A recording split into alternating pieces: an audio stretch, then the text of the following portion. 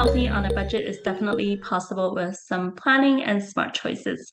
You want to be planning your meals in advance so that you can create a grocery list when you get to the store so that you can stick to buying what you need instead of impulse buying when you're at the store. When you're at the store, you can also look for sales and coupons and also opt for store brands, which typically are cheaper than the name brands.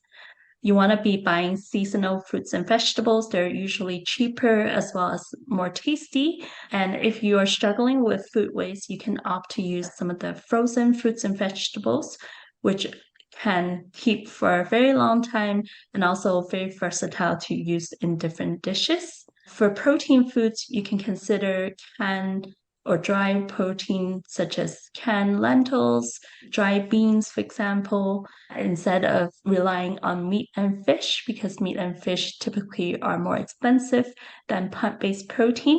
So consider adding more plant-based protein in your diet. You also want to be learning about proper food storage when you get home from the store. So for example, potato and tomatoes are best stored in a cool, dry place, whereas apples are best stored in the fridge to maximize their shelf life and maximize their taste. You want to be reducing food waste by maximizing what you can use from that food products.